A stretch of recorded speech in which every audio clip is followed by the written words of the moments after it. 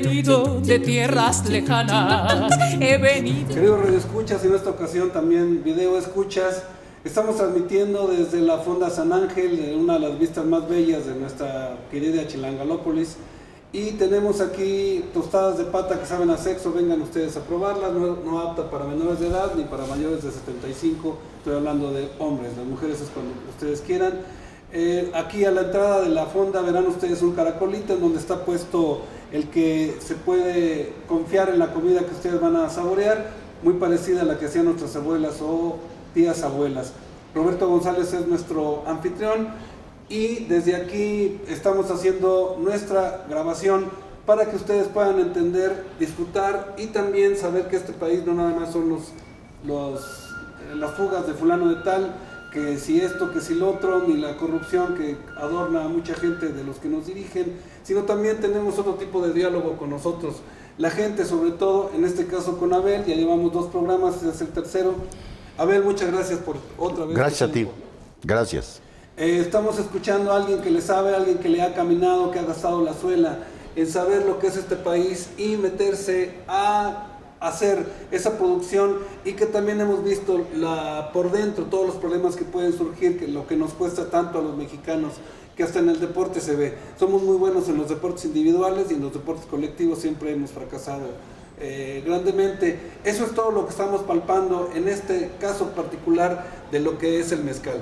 Abel, hay una cosa que ha guiado, como soy brujo de lujo, que me refiero, soy herbero simplemente de la Huasteca, que es a lo que me he dedicado este tiempo, también casi al mismo tiempo que llevo a dar clase en la universidad, casi 40 años. Soy ingeniero, fíjate qué cosa, soy ingeniero ahí aquí de la Facultad de Ingeniería, que estamos a unos pasos. Y yo digo una cosa específica, y me da mucho gusto poder platicar y poderme expresar contigo acerca de esto. La gente que tiene oficio son las que hemos permanecido desde antes de la llegada de Cristo y después de Cristo, y los que vamos a permanecer somos los que tenemos oficio. Tú has tenido y les has llamado maestros del mezcal, tú has sabido también de la gente que cura con las hierbas, tú has sabido, esa gente, la que tiene el oficio, somos los que vamos a permanecer a pesar de la universidad, a pesar de lo que tú fuiste en ese tiempo de formación universitaria. Quiero platicar contigo al respecto de eso, porque tocaste una década fundamental de los 70s en nuestra querida Universidad Nacional Autónoma de México, porque de pronto el país ya cambió para mal a este respecto. Estoy hablando de más de una parte, donde hemos ido desde nuestro gran estadista Lázaro Cárdenas, que fue un país que recibió a una parte de los españoles que apuntaló nuestra enseñanza en la Universidad Nacional, pero también tú fuiste testigo de esta formación, porque nos tocó de todos esos profesores también del Cono Sur, chilenos, argentinos, uruguayos, y esa formación que tuviste tú en ciencias políticas y sociales. ¿Qué fue lo que recibiste? ¿Cómo fue tu formación con ellos? La Facultad de Ciencias Políticas era una escuela muy pequeña en los años 70 y no recuerdo la población, pero seguramente no llegábamos a 300 estudiantes. Estaban en una escuelita perdida entre ciencias, medicina, ingeniería, así parecía un kinder, porque tenían nada más 2 plantas ustedes. Así es, sí, era una pequeña escuela con unos 10, 12 salones, sí, cuando mucho, pero había unos excelentes maestros, como tú dices. Ahora recuerdo a mis maestros. Ahora estaba Hugo Gutiérrez Vega, cuyos salones cuando daba clase se llenaban. Estaba un amigo periodista, ahora de Radio Educación, Froilán López Narváez. La Rumba Escultura. La Rumba Escultura. Su salón se llenaba de alumnos. Y Gutiérrez Vega, que sí es director de la jornada semanal. Hugo Gutiérrez Vega, que era... Café traído de Veracruz, ¿qué es Abel? No, ¿manzanilla? Ah, es usted, sí. Muy bien, muchísimas gracias. Bueno, pues de México. Gracias. Y luego no recuerdo hoy sus nombres porque ya se me trepa el alemán, pero la verdad... Benítez, Gustavo Sáenz, Fernando Benítez, Víctor Flores Olea, Pablo González Casanova, y luego bolivianos, brasileños, chilenos, españoles, Juan Brom, en fin. Y en general es toda una generación de maestros liberales y algunos socialistas y otros plenamente comunistas que daban clases en la Facultad de Ciencias Políticas. Y lo que trae uno de la familia, del pueblo, amarra con toda esa tradición, toda esa formación que le dan a uno los maestros de la Facultad de Ciencias Políticas de los años 70. Y bueno, también era la época. Estábamos saliendo del movimiento de 1968, no hubo un repliegue completo porque en 71 hay otra respuesta, y finalmente nunca se mueren las expresiones democráticas y libertarias de la gente. Y creo que todo eso me formó a mí, y en la universidad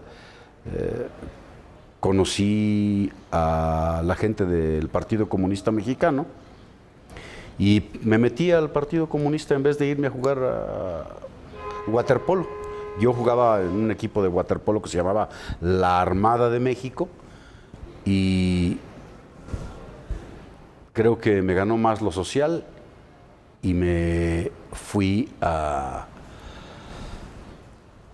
Partido Comunista, a la Juventud Comunista, al trabajo con Valentín Campa, al trabajo con Danzós Palominos, con Ramón Danzós Palominos, al trabajo con Otón Salazar. Yo estuve trabajando también con Otón Salazar, y creo que ellos fueron parte de la formación y la razón por la cual hago este trabajo ahora. Entonces, ¿sí le das validez a ese tiempo en el que viviste en la universidad? Sí, claro que sí le doy, porque ahí este es mi encuentro con el Partido Comunista, y es mi encuentro con una serie de ideas de corte liberal y de corte socialista y francamente comunista, como digo. Y además yo vengo de una familia humilde, una familia pobre, que no tenía bibliotecas, que no tenía recursos académicos, y que se fue haciendo con el tiempo. ¿A qué atribuyes, por ejemplo, que aquí en los entremeses entre programas, que tienes familia que se ha dedicado a los jesuitas? Los jesuitas sabemos que son los intelectuales de la Iglesia Católica. Es la inteligencia, porque es que, por ejemplo, no hay biblioteca, yo tampoco la tuve en mi casa, ¿no? Pero ¿a qué atribuyes entonces inteligencia natural? Me refiero a la cultura y a la academia. La inteligencia es otra cosa. Yo conozco gentes inteligentes que no fueron ni a la primaria, pero que sin duda alguna son gente talentosa, con grandes recursos, con vivacidad, con astucia, y que pueden salir adelante sin la formación académica. Yo tengo amigos doctores que son inteligentes, y conozco otros doctores que no son tan inteligentes. Sí. El doctorado no quita lo tarugo, decía uno. Y yo creo que, por ejemplo, esto a la herbolaria y al trabajo con las plantas, en este país hay que meterle mucho trabajo, mucha dedicación. Yo no sé, mi pregunta hacia ti ahora sería, ¿por qué una universidad o el Politécnico o alguna escuela pública no reconoce un trabajo que es fruto de cientos de años de investigación? Hay una parte fundamental en lo de tu pregunta, en lo que se perdió con la caída del muro, con lo que fue, lo que soñábamos en nuestra juventud de lo que era el comunismo, de lo que era el socialismo. La caída del muro implica una pérdida que por supuesto no está en internet, esto no es conocimiento general. Lo que era el bloque soviético, que era demonizado y es el demonio en persona. La formación de los médicos, como no estaban en el circuito de las grandes fábricas farmacéuticas, todas las universidades de Checoslovaquia, lo que era Checoslovaquia, Yugoslavia, todo lo que era esa parte, Albania, Polonia, la formación de los doctores era con medicina natural. Entonces, ellos aplicaban lo que era el barro, la geoterapia, aplicaban lo que eran los baños con agua caliente o fría, que era la hidroterapia, Había circuitos en los grandes parques de sanidad, circuito que si padecías del estómago te ibas por tal circuito, tomabas de tal agua, que si padecías de los riñones, que si padecías del hígado, que si padecías de la cabeza, los circuitos eran diferentes y te recluías en tu cuarto. Esto está documentado en hay una película preciosa de los 70 que se llama Un domingo en Marienbad, en donde Marienbad es la vida de un hospital donde se curaban a base de agua y de agua fría y de tomar la agüita. Entonces, eso se perdió. No tenemos en la cultura occidental, que eso quiere decir capitalismo con todo lo que implique saber eso, pero perdimos los que nos dedicamos a eso. Las únicas universidades que tienen conocimiento de esto es en Oregón y una en Cataluña, ya en Barcelona. Perdimos, hablo como género humano, perdimos tanto conocimiento porque ya de vuelta todas las universidades se metieron en el concepto de mercado, en el saber, por ejemplo, lo triste, que por eso me toca a mí ser profesor universitario, que les digo a los médicos cuando me cuestionan, ¿por qué un ingeniero puede hablar de plantas? Y yo les digo, porque yo como ingeniero mecánico tuve 4 semestres de química, 4 semestres, y ustedes como médicos no llevaron un solo semestre de química. Entonces yo puedo hablar perfectamente de lo que es un proceso de calor, que es un agua calentada con una hierbita, yo puedo decir exactamente qué fue lo que nos entregó. Y eso es precisamente, por eso me interesaba mucho hablar contigo sobre esta formación que tuviste en la universidad, porque yo aún... Y por ejemplo, ¿se pueden establecer protocolos para un determinado grupo de hierbas que curan una enfermedad? Por supuesto, hay 3 principales, que es lo que me gusta mucho a mí en la difusión de cultura. Las hierbas son calientes, frías o intermedias. Las calientes se toman después del alimento, las frías antes del alimento, y las intermedias cuando hay calentura. Y esas se toman por horario. Y esa es la regla de oro, que es los pacientes, la gente, las mamás sobre todo que están, esa es la regla de oro, y tallando una hojita se sabe si esa hojita es fría o caliente o intermedia, por el olor que te deja en la parte superior, en tu dedo, o en la de abajo, o simplemente sin frotar huele. Eso es la cultura, así como tú me estás hablando del mezcal. También te puedo hablar de esta fascinación que tengo por mi país, porque también lo caminé, la Huasteca, gasté mis guaraches, tengo mi callo de lo que es el cortar con el macho. Por ejemplo, la universidad no te puede pagar a ti y a la gente como tú que se dedica a esta actividad para desarrollar un diagnóstico de las plantas de las distintas regiones de este país. No se puede hacer. El Poli tiene su Escuela Nacional de Ciencias Biológicas donde hace la homeopatía. No tenemos un reconocimiento de lo que son las plantas medicinales. Pero también hay otra cosa que me impresiona mucho de nuestro país. El país está dividido en 5 zonas, que son los estudios que yo he hecho. Lo que es curar con cactus en la zona norte, lo que es curar de la zona huasteca, la zona occidental, la zona centro y la zona de Oaxaca, que también tiene mucha riqueza, que allá a los que hacen test le llaman tisateras. Y eso hay que establecer una simbiosis, una sinergia que hay. Si la planta, por ejemplo, una hierbabuena y una manzanilla que se le da a los bebés para cuando tienen, la combinación es para que se les quite la diarrea.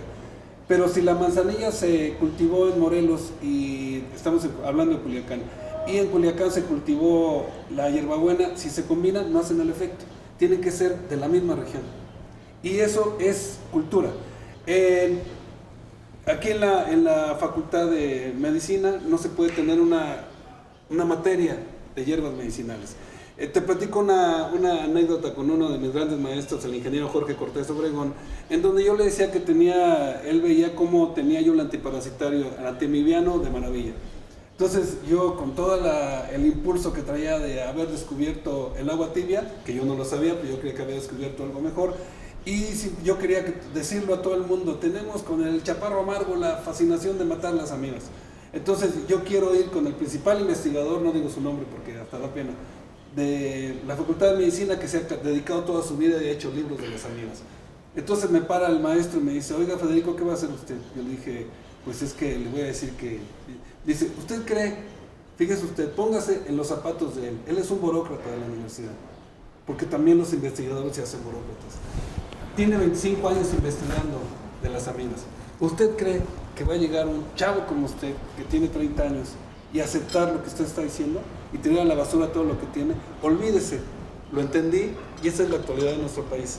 Así como tú dices que hay magueycitos que se están perdiendo y pues antes se daba aquí y ahora ya no se da, también estamos perdiendo en lo que son las plantas.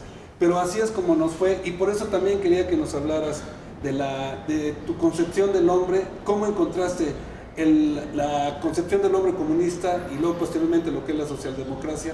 ¿Por qué te decía esa sociología?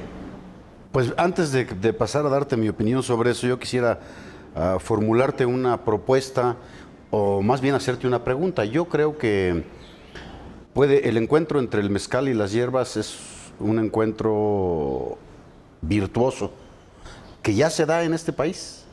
Yo he encontrado remedios que se hacen en Oaxaca con hierbas y con mezcal. Y yo me preguntaría o te propondría si alguna vez en una de las plazas más importantes de la Ciudad de México no podríamos hacer un encuentro de hierberos y maestros y maestras del mezcal de distintas regiones del país. A lo mejor no con grandes, ¿cómo se llama? Con mucha gente, pero con gente representativa. ¿Cómo ves? ¿Cómo verías? Le entro, Abel. Lo que te decía, que la admiración que te tengo por haber caminado nuestro país hacia la gente específica, no como turista sacar una buena foto, a ver qué expolias de cultura. Eres gente de trabajador para lo que yo también considero. Así me metí. Los brujos, yo todos los que conocí que me pasaron sus conocimientos, y yo no tenía el callo del machete, y haber sido originario de San Luis como eran ellos, no me pasa nada, porque ellos tienen la impresión de siempre de ese gusanito que dices, nos han jodido toda la vida, nos han expoliado todo el tiempo, entonces es mucha desconfianza la que tenemos hacia el que llega. Por supuesto que lo puedo hacer, hago el compromiso contigo, así como la primera vez que empecé a hablar con Roberto de mezcal, y hemos continuado con mi equipo de producción para saber ahondar sobre esto de lo que es la cultura del mezcal. Por supuesto que la siguiente, me invitas, yo puedo ir con la gente que conozco, conmigo mismo, me encanta, me fascina el que puedas decir que el mezcal aparte es virtuoso, pero hay alguien que lo pone, por ejemplo tú, el acento, y eso es lo que necesitamos, con tu claridad que tienes de tu formación y tu experiencia, el poder saber que hay una liga muy estrecha entre lo que es el mezcal y la curación. Pero es una detonación también de las esencias de las hierbas, claro, el alcohol, ¿no? Claro. El mezcal en este caso. ¿Así es o no? Claro, porque es un proceso químico que finalmente es lo que nos entrega parte de lo que es mejor de nuestra madre tierra. Un producto, y no un producto que está metido al mercado como sería te explico. Entonces, por ejemplo, dicen la mezcla de mezcal con marihuana para la riuma es muy bueno. Seguramente que tiene sus bases. Por supuesto que es mejor que si fuera el alcohol base, que el alcohol el de 96 grados es mucho mejor, un alcohol que está rebajado para que la planta entregue más suavemente sus productos. Que por eso es lo que es el agua.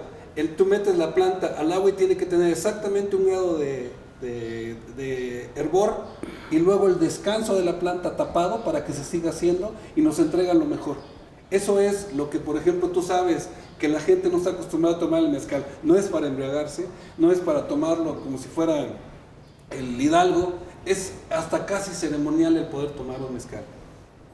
Así es. Y bueno, mi formación